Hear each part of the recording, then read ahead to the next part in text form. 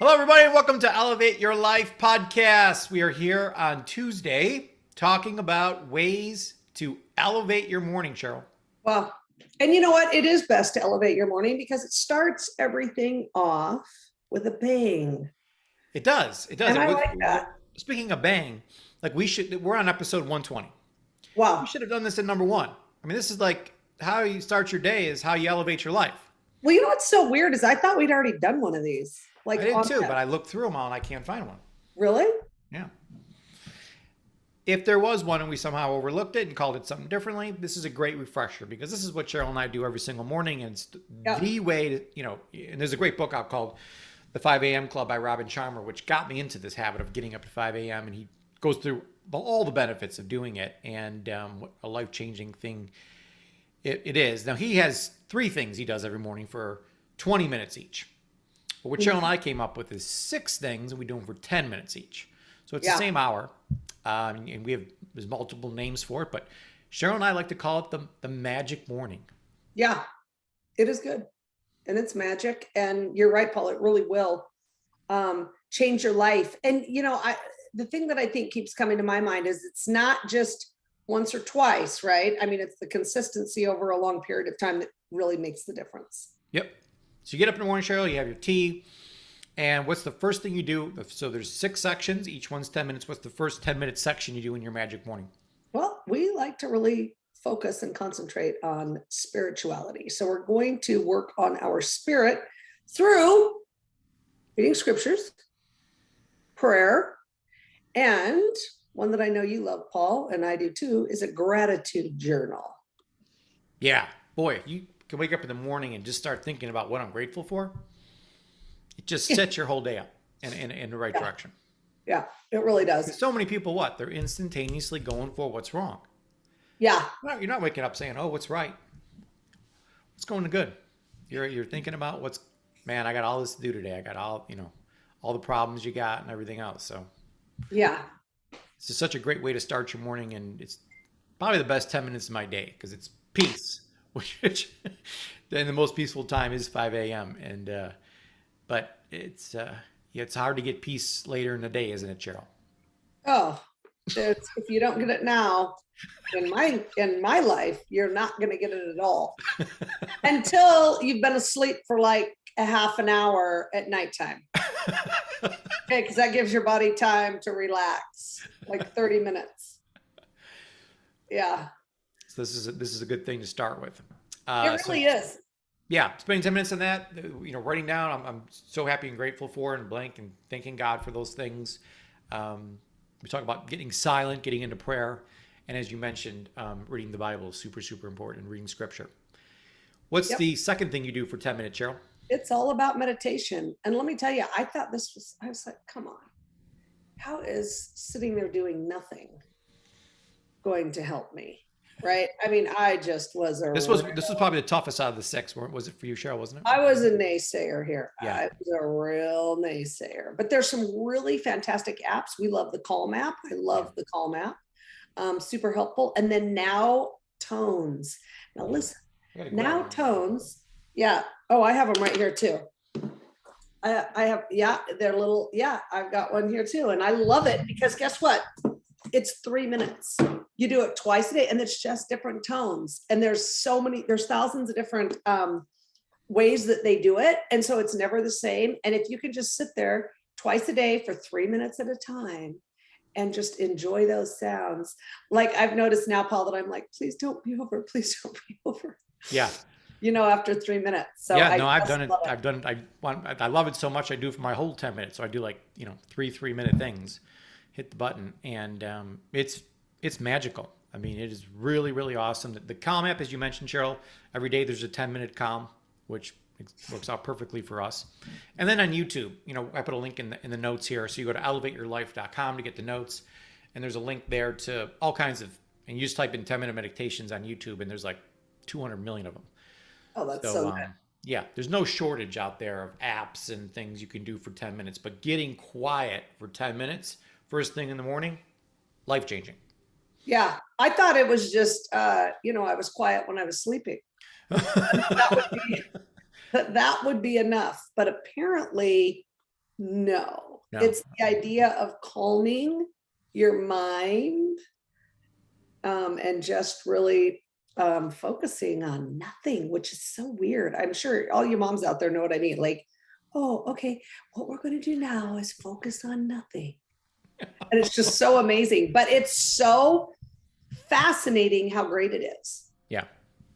Right. So, okay. So we've worked on our spiritual side. We've meditated, which is very important. And now, number three, we are going to visualize. So we need, and there's a couple of different ways that we can do that, but we love to do it with our vision boards. And then also really look over and think about our perfect story. Yeah. Yeah. Those, to spend some time, 10 minutes every morning to manifest the life you want to have. If you Yeah. don't put this in front of your mind, bring it to the front of your mind first thing in the morning, then it isn't going to happen. So, Michelle, I know you're obsessed with vision boards and looking at them, and they've worked amazing in your life. Everything you put on a vision board, everything I put on a vision board has come true.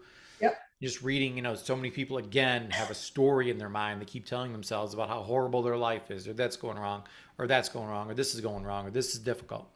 But if you get in the habit of reading this perfect story that you wrote out, you're focusing on that as opposed to your current situation, and eventually that perfect situation will come because you've manifested it. If you don't put it in the front of your mind, it'll never happen. Yeah. So true. Okay. So number four. We got half an hour in. Yeah. Half an hour That's in. a wonderful half an hour. Yep. And now we are going to take some time and write. We're going to journal. Journal. And I think what this does mostly is really it helps you with the clarity, helps you to seek clarity, really understand what it is you're doing, why you're doing it. Those are all those things we need to know. And let me tell you, this is a hard one for me, Paul. I'm not one to sit and write. And I know you love it. Well, initially I was like, all of these were important, and but now over time I can see, because now I've been doing it for years.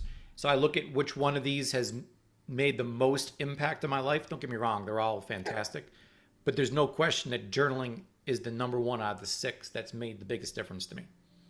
Really? Yeah, absolutely. Because I never know what I'm going to write. I just sit down and in the beginning it was difficult, but now I sit down and there's some great quotes here. I want to read to you here. One's from Robin Sharma. I write in a journal, this extraordinary ritual has revolutionized my mindset, transformed my heart set, and generally influenced my life exponentially. It's pretty powerful words there. Right. The one by Tim Ferriss, who's super, super well known.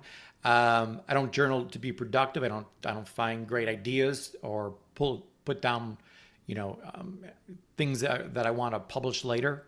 But the pages are, so the pages aren't intended for anyone but me. And that's the key to understand here, that it's a conversation between you and you. It's the most cost-effective therapy I've ever found. And I have to agree with that last sentence.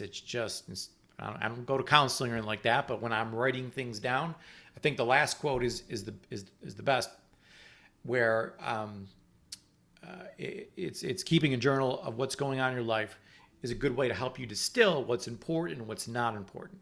So when I start writing, I just start writing about what's important to me. So it makes it very clear all of a sudden what's important to me. And the things I'm not writing about, well, I must not care much about because I'm not writing about them. Mm-hmm. So yeah, I just love it, Cheryl. Boy, if everyone in the world journaled and just started putting there's something, and we don't actually write on paper. Cheryl and I have something called the Remarkable that we write into, and so it's kind of an electronic thing we're writing on, but it's fantastic, and you can take it anywheres. But there's just so much going on in our heads, especially these days, that to get it out of your head and onto paper, I am shocked every time I write a journal of the stuff that comes out of me. Yeah. I'm like, whoa, I didn't know that was there, but yeah, that is good. so awesome. Okay. So that was 10 minutes. Now the next 10 minutes, we're going to RPM. Now this has everything to do with setting your day up for success. So what results do you want to achieve today? So it's really getting clear on what those are, the purpose, like why do you want to achieve those things? And then the map. How are you going to achieve these things? The massive action plan.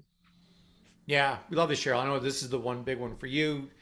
Sit down and say, what are the outcomes I want today? Like Yeah. 5 a.m. It's going to be 5 p.m. really soon, like in 2 seconds. Yeah. If you don't decide the three things you want, three results you really want to achieve today, the whole day, 12 hours will go by in 2 seconds. Well, yeah, you're not going to achieve them Yeah. more than likely, No, right? I mean, no way. if you know what they are, if you know why, and if your purpose is big, right, you have to make sure that your purpose is big enough, like why you want these things, and you have clarity on the map, the massive action plan. I think that it just makes it 10 times easier. Plus, and it goes back to that whole thing, Paul, of designing your life. Yeah. Right. That's what it's really about. Now, you can get up and do nothing and let everything, the whirlwind in your life, pull you in and spit you out, and pull you in and spit you out. Right. I've done that too. And especially with kids that are, that I'm having to drive all over and everything else. I mean, I have experienced that, and it is a grind. It's hard if you don't have that clarity and know exactly what it is that you want to achieve today. Then I can promise you, you probably will not achieve it. Yeah, absolutely. And talk about the whirlwind. I get caught in a whirlwind too. And when you get caught in a whirlwind, what most people do is they sit down, they write out a to-do list. These are the things I got to do today. Yeah. But they're not taking into consideration the result or the purpose. And I promise you, I challenge all of you out there that if you have a to-do list right now, put it on the side and then make an RPM. What are the results I want? Why do I want it? And then, so the map is a to-do list is really what it is. But it's a to-do list based on the results that you want to achieve. And I guarantee you the two to-do lists will be very different. I mean, I'm not even sure there's going to be the same thing on either one of them. Yeah. Fascinating to me. Yeah, it really is. It really is. Okay. So now what we're going to do is we're going to review, right? You want to review your blueprint. So, and I love this, Paul, and I want you to explain a little bit about it, because when we were talking about it earlier, I was like, oh my gosh, that's so cool. So tell us a little bit about how you do this one. Yeah, well, so Jill and I, we do these retreats, and we literally help people develop a blueprint in their life. When you start thinking about things you normally don't think about, like the perfect story. So the first thing Cheryl and I do is we make people, hey, you want to have an amazing life or live the life you want? Well, what's the live you like? Tell me about the life you want to live. What is that? Tell me the story. So that you got to know what that looks like and be able to. But I don't think a lot of people know that. And I think people say, what are you talking about? Like, yeah. What? I don't know. Yeah. So what the way we explain to people is we go up to them and say, if we haven't seen each other in 5 years, and you're like, oh my God, Paul, it's so great to see you. Let's do lunch. We haven't seen you in 5 years. So I say, oh yeah, I'll do lunch. We do lunch, and you ask me, hey, how are things going? And I say, well, Cheryl, they're going perfect. And you're like, perfect? Like I go to lunch with a lot of people, and I usually don't hear someone say my life's going perfect. So you ask me, well, tell me what's going on. And then there's my story. I start telling you all the things in my life. This is going on. That's happening. This happened. That happened. And you're like, holy cow, that's so wonderful. But you got to have that conversation with yourself right now before it happens. And then your identity, sitting down and we take people through the exercise of coming up with, who do you want to be? What do you want to be known for? So I'm the type of person who blank. That's just who I am. So we help people fill in those blanks and really help them with identity. I believe that we did a podcast on that whole thing as well. So we did one on values. I'm positive. So What are your values? And just to review those once a week. So I don't do all 5 of these in a day. I do one a day. So on Wednesdays, it's my value day. Like, what are my values? We forget about them. And we want to keep those in the front of our minds. And then our standards. We talked a lot about that, Cheryl. We did a whole podcast on standards. What are my standards? And I've been adding a lot of standards to my list every single day. And there's just small little things that, for instance, one of the things that has thrown me off a little bit in my magic morning is I get up and I see a bunch of things in the kitchen, like UPS boxes and longevity boxes and things that weren't put away. And it drives me crazy. So I have a standard now that I can't go to bed unless all the boxes in the kitchen's clean. And I just won't go to bed unless that's done. And I wake up in the morning and the kitchen's perfect. Like I don't have to worry about it. So setting it doesn't sound like a big standard, but it's a standard, and you add those little things up, and over time, it changes your life. You And then your bet. beliefs. We talked about beliefs, Cheryl, and just reviewing what do I really believe. And I know your top belief, Cheryl, is I believe that I can do. I'm absolutely certain I can do all things through Christ who strengthens me. Yep. So just reminding yourself of those beliefs that you have, and it'll squash all those limiting beliefs that come into your mind throughout the day. Yeah, absolutely. I love all those. And I think it's so important to spend a day on each one, right? Yeah. So you're going to spend, not try to hurry through them, not try to do that, but just, and also it's something great to write in your journal. I think, like, what is your perfect story? Yeah. Get that written down, write That down would your, be the number one journal you should write. Yep.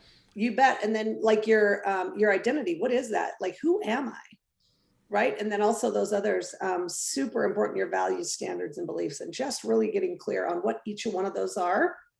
And there's more than one under each one, but just knowing what they are so that you have somewhere that you can focus. Yeah. And really be able to think about that throughout throughout the day. Yeah. And boy, Cheryl, when you do these 6 things and the hour is gone, I know we both feel just incredible. There's just nothing in the day we can't handle after doing these 6 things. So, this is absolutely the top thing Cheryl and I would recommend to all of you. It really will change your life, and it's worth. So 1 hour a day is 4% of your day. It's 4%. That's it. So we're not asking for the world here, just 4%, and that 1 hour will absolutely change your whole day and change your life. So, Cheryl, our +1 is to elevate your life. First, start by elevating your morning. Absolutely. And as you do that, you can move from fine to fabulous. Awesome. Hope everyone found this beneficial. We will see you on Thursday for Leadership Thursday.